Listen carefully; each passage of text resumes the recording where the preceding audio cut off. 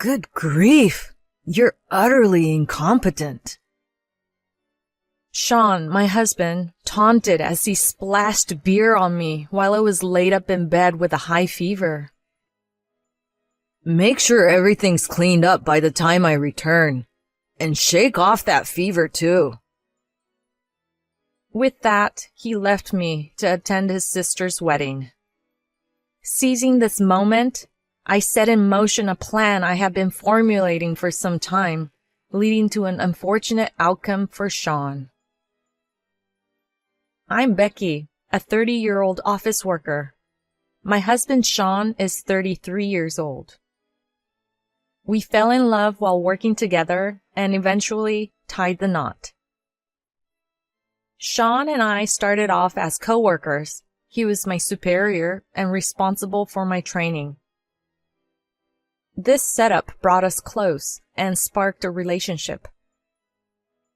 After 3 years of dating, we got married.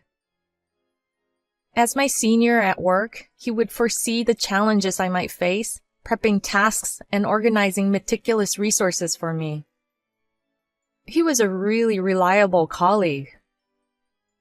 But he could also be overly possessive.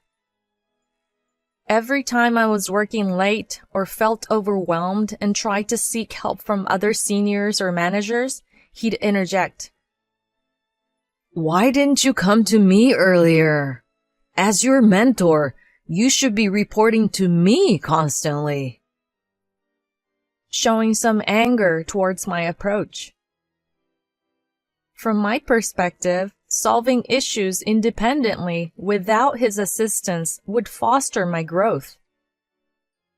Most importantly, I didn't want to cause him any inconvenience. That was the intent behind my actions. So I retorted, if I keep leaning on you, I'll be helpless when you're busy or not around. Well, you'll learn over time. As a newbie, it's better to rely on me, your mentor. He countered, mostly disregarding my arguments. I thought that was just how things were supposed to be. Initially, I depended on him for every little thing as he suggested, but I started doubting this dynamic and decided to privately discuss it with my manager. My manager expressed, It seems like you have a closer bond with your mentor compared to other newcomers, and other employees are missing out on understanding you fully. That's what I thought. I'll strive to be more self-reliant. Sean might be overly eager, as this is his first time mentoring. I don't think he's deliberately stunting your growth, so don't let it upset you. Oh, absolutely not. On the contrary, I feel truly sorry for imposing on him unknowingly. Following this conversation, my manager offered to have a chat with Sean regarding my training. I'm not sure if my manager had a word with him, but Sean approached me soon after. Did you speak to the manager? He had a discussion with me about your training. Oh? What did he say? That you should interact a bit more with the rest of the team. Oh, I see. Did you mention something to the manager? Are you not happy with my mentoring methods? His tone seemed accusatory, but naively, I thought he was just being possessive. However, this moment would soon haunt me. With time, I gradually started networking with other colleagues, and my progress was recognized. 2 years into the job, I was transferred to a different department and used this opportunity to step out of Sean's shadow. We started dating officially after he confessed his love for me. Being separated at work expanded my social circle, and our relationship struck a balance. We got married when I was 28 and moved into a property owned by my parents, but not in use. We hadn't lived together before getting married, And once we started sharing a home, Sean's true nature started to show. He was curious about every detail of my life, and whenever I questioned, why the need to know everything? Isn't it pointless to keep tabs on things that don't concern you? He would respond, "You're not fully informed, so I want to help whenever possible." However, his behavior felt more like scrutinizing my every move rather than mere curiosity, and I soon felt uneasy under his constant monitoring. His behavior gradually intensified, and despite both of us working for the same company, he would say things like, "Why is our home so messy? I know you're working, but can't you manage things a little better? Use your brain." Even when I retorted, "But you could help out a bit too," he wouldn't give in, responding, "I have a job with responsibilities. Just because we both work at the same company doesn't mean we have the same workload. If you were smarter, you could finish your work faster." There was no winning with him. Yes, he had been promoted, but I had my own juniors to mentor, and my work was busier than ever with other increasing responsibilities. I needed his help with household chores, but he seemed to hold the belief that housework is the wife's job, and he openly showed a disgusted face and attitude no matter how many times I asked for help. To avoid his attitude, I started to push myself to handle all the chores on my own. However, no matter how hard I worked to keep our home clean, he was never satisfied. Like a stereotypical nasty mother-in-law, he would run his finger along the edges of the room, saying, "Did you even clean? There's a pile of dust." Or point out tiny wrinkles on his shirts. It seemed like he was determined to find fault. "If you're going to be so critical, should we hire a maid? I've told you many times that I cannot keep up with the chores when we're both working. You don't want to help out? You don't want a cleaning service? You can't stand the slightest mess? Do you plan on making any compromises at all?" I exploded with the truth that had been piling up day by day and spoke back strongly. "Huh? You want to cover your own shortcomings with money? We're not both working so we can waste money like that." You call it wasting money, but if the chores are so behind that it's causing arguments, then hiring a maid is not wasteful, but rather a solution. Despite hearing my reply, he glared at me with an expression that seemed to say that this conversation was going nowhere, and said, "Fine, I'll help out with the chores when I have time," offering some sort of compromise. To me, frankly, I thought it would be reasonable for us to both share the chores equally since we were both employed, but for the moment, I accepted his offer. The following week, my manager pulled me aside, asking, "Becky, do you feel overwhelmed with your workload?" "Huh? No, not really. I mean, isn't it about the same as what everyone else is handling?" I answered truthfully to the manager's question, after which he started to fill me in. Sean, it seems, had been bragging in his department, saying, "Becky is swamped and exhausted. I want to support her, so I do the housework on my days off to give her a chance to rest." His superior, having heard this, was concerned and decided to verify this with my manager. Sean's superiors, who were aware of his overprotective demeanor when he was my mentor, appeared somewhat taken aback. I felt quite embarrassed by this, and my manager agreed to clear the air with Sean's superiors, saying, "Well, it's a family matter, so I don't really want to say anything, but if it's related to work, it's a different story." In the end, Sean seemed to have received a verbal warning not to overshare personal information with his colleagues. I was stunned by his blatant lie about assuming responsibility for household chores on his days off. "So, you've decided to handle all the housework on your off days?"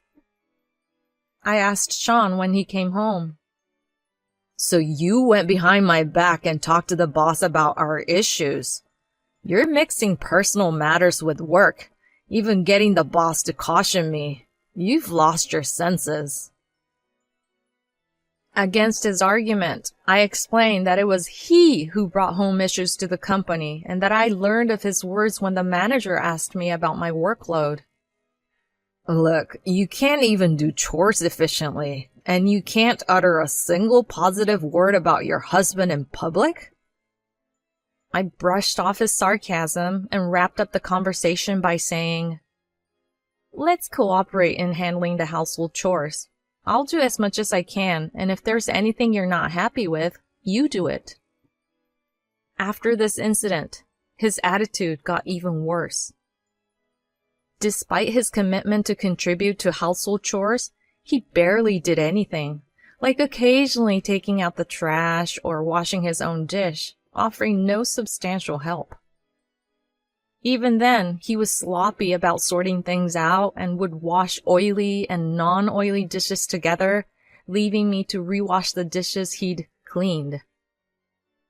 If I tried to point this out to him, he would snap back. "I've been taking care of you at work for a long time, and you can't even help me out on things like this? You're really useless. Don't act superior at home just because you got a bit of work responsibility." I could feel my love for him and my happy memories slowly disappearing from my heart. One day, we received the happy news that his sister was getting married.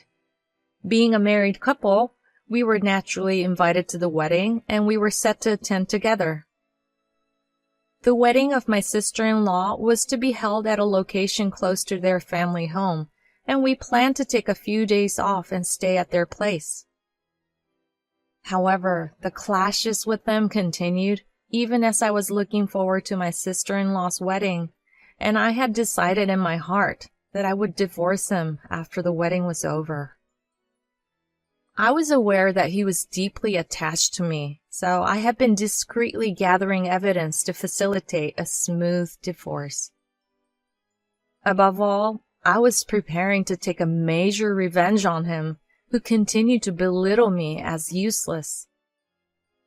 Then, before we knew it, it was the day before my sister-in-law's wedding, a chilly Saturday. While I was out on the balcony hanging laundry, Sean inexplicably locked the balcony door from inside. "What are you doing?" "You've been getting too sassy lately. Spend a day in reflection so you don't embarrass us in front of my relatives tomorrow." I was astounded at him laughing through the glass. As I had just stepped out to hang the laundry, I was lightly dressed for the temperature and didn't have my phone with me. I knocked on the door and pleaded, "Unlock the door! I'll catch a cold!" many times, but he turned a blind eye to me and even went out. It was around the end of January, and I had to wait for him to come home, shivering in the cold. However, a few hours later, the lady next door noticed me crouching and shivering when she came out on her balcony to taking her laundry. She let me climb over to her balcony with a ladder, though it was a bit dangerous, and I waited for Sean to come home. The lady next door was very worried about me, and when I explained the situation, she even prepared a warm soup for me. After a while, I heard the sound of a car pulling into our driveway and realized that Sean was back. He was quite surprised to see that I had escaped the balcony, but he scowled at me with disgust, saying, "I can't believe you dragged our next-door neighbor into our issues. We're a married couple and our problems should stay between us. Why do you always have to involve outsiders?" I was so disoriented from the cold that I couldn't muster a response to his sarcastic remark, and I just crawled into my bed. The next day, as expected, I had a high fever and wasn't well enough to attend my sister-in-law's wedding. Seeing me like this, he clicked his tongue in annoyance and yelled without any hint of concern, "If you can't even attend my sister's wedding, you're a complete failure as a wife. You're utterly useless." Moreover, he dumped a can of ice-cold beer over my head while I was sleeping, saying, "Clean up this mess by the time I return, and shake off that cold too," before leaving the house. All I could do was reply quietly with a feeble yes to his retreating figure. Once I was certain that the sound of his car had receded, I got up from my bed and began executing my plans a bit earlier than I had anticipated. First, I contacted my attorney, who I had been in touch with, and requested him to dispatch a legal notice to Sean's parents' house, stating my intention to divorce him and seek alimony. I also reached out to my parents about my decision to divorce Sean and asked if I could move in with them for a while. "Have you made arrangements to move?" "No, not yet. I made the decision last night, so I'm going to start looking for a moving company or real estate agent from today." "There's no need to wait. We'll come pick you up right now." I had previously hinted at my situation to them, and after overhearing the call, my brothers rushed to my house to help. Sean was supposed to stay with his parents for about 5 days, but if he saw the certified letter, there was a chance he would cut his trip short and return earlier. So we quickly packed my belongings and escaped from my home over the next 2 days, returning to my parents' house. The next day, I woke up to find a barrage of missed calls from Sean. Without giving them a second thought, I turned off my phone, caught up on some more sleep, and then got myself to the hospital. After getting some meds and getting my fever under control, I called up the real estate agent and said, "I know it's sooner than we discussed, but I've decided to put the house on the market." The house we had been living in was an older property my parents had given me as a wedding gift, telling me, "It's a pre-owned property, so once you have saved enough to build your own place, feel free to sell it and use the money towards your new home." When I decided to divorce Sean, I asked my parents if it was okay to sell the house, and they responded, "Yeah, sell that house you lived in with that man right away." So I was able to sell it without any hesitation. Sean, totally oblivious to all these developments, bombarded me with calls and emails once I turned my phone back on. His messages were filled with arrogant remarks like, "A divorce? Really? You who can't do a thing without my help talking about divorce and demanding alimony? Cool off and give it a thought till I return home." I simply replied, "Anyway, I'm selling the house, so you might want to start looking for a new place." And then printed out these messages to hand over to my lawyer. The lawyer then instructed him to handle all further communication related to the divorce through him. Sean's daily belittling comments, his inappropriate behavior at work, and the incident where I was left locked out on the balcony on the eve of his sister's wedding, from where I had to be rescued by a neighbor, all played a pivotal role in getting the divorce finalized and securing the alimony. Until the end, he kept telling his lawyer, Becky can't live a normal life without me, and divorcing me would be nothing but a disadvantage for her. Please convince her somehow. So I had the lawyer tell him that I was capable of leading a much better life without him, and that his presence in my life was unnecessary. Later, I shared news of the divorce with my boss at work. However, Sean chose not to disclose it to anyone, and instead made a surprise appearance to pick up Becky, followed me to my new home, and continuously sent me emails through the company's email system requesting reconciliation. His actions didn't go unnoticed by our colleagues, and the HR department noted his misuse of company email. As a result, the company judged that he was stalking his ex-wife, me. Moreover, it seemed that he had been telling people he had bought the house we lived in under his name, but when my colleagues heard about me selling the house and moving, they saw through his lies. He was soon ostracized at work and labeled a liar. The company decided to transfer him to a regional branch. The manager told me this: "We need you here in this department. There have been several complaints about Sean's arrogant behavior towards female colleagues, so this works out well." I had been considering quitting if his stalking continued, so I was truly grateful for the company's proactive stance. When I reported this to my lawyer, we decided to secure a restraining order against him. It was granted promptly, and I'm now living a peaceful life without his interference. It seems that from my early days at the company, he had intended to shape me into a woman who would comply with his wishes, always trying to meet my needs in a way that would make me reliant on him while discouraging dependence on others. After I left the department, he apparently tried to exert similar control over another new female employee. However, she proved to be assertive, and he quickly gave up, redirecting his obsession towards me. When I learned from my lawyer about his manipulative mindset, it was shocking. However, on the flip side, I felt a wave of relief knowing I was free from such a person. Now, my life isn't dictated by anyone. I can wholly dedicate myself to my work, and being single allows me to take shortcuts with house chores. It's a comfortable and laid-back life. At this point, the thought of another romantic relationship isn't appealing, but if I do ever meet someone, I want it to be a respectful partnership without overstepping personal boundaries.